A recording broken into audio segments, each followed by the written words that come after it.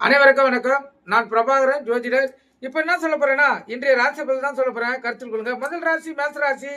சிறப்பான நாள், நன்மையான நாள், மகிழ்ச்சிகரமான நாள்.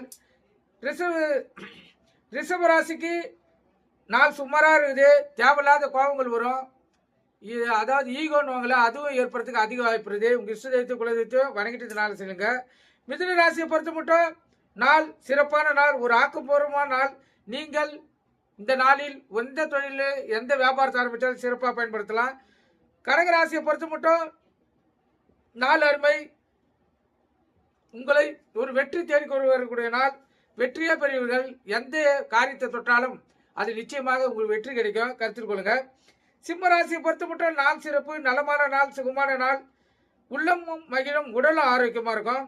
கன்னி ராசியை பொறுத்த மட்டும் நாள் சிறப்பு. உங்களுக்கு ஒரு பெருமையும் உங்கள் வாழ்க்கையை உயர்த்தும் நாள், மிகவும் சிறப்பான நாள்.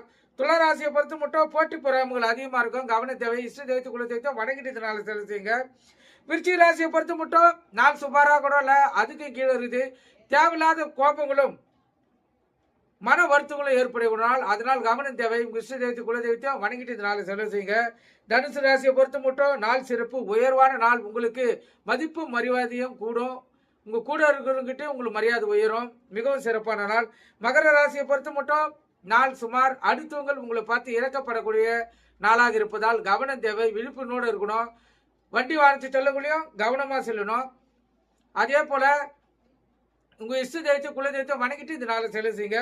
கும்ப ராசியை பொறுத்த மட்டும் நாள் சுமார். சிந்தனைகள் அதிகமாக இருக்கும். கவனம் சிதறக்கூடிய நாள். இஷ்ட தெய்வத்தை குல தெய்வத்தை வணங்கிட்டு இந்த நாளை செலவு செய்யுங்க. மீன ராசியை பொறுத்த மட்டும் நாள் சுமார். பயம் அதிகமாக இருக்கும், கோபம் அதிகமாக வரும். அதனால் நீங்கள் அமைதி காப்பது சிறப்பு. உங்கள் இஷ்ட தெய்வத்தையும் குலதெய்வத்தையும் வணங்கிட்டு நீங்கள் இந்த நாளை செலவு செய்யலாம், மிகவும் சிறப்பு. இந்த சந்திராசத்தை பொறுத்த மட்டும் இந்த மீன ராசிக்கு சந்திராசி இருப்பதால் கவனம் தேவை. விழிப்புணர்வோடு இருக்கணும். வண்டி வாங்கி செல்லக்குள்ள கவனமாக செல்லணும். போக்குவரத்து விதிமுறைகளை கடைபிடித்து செல்லணும். எக்காரத்தை கொண்டும் வண்டி இயக்கக்குள்ள மொபைல் போனில் பேசிக்கொண்டு வண்டி இயக்கக்கூடாது. கருத்தில் கொள்ளுங்க. நன்றி, வணக்கம்.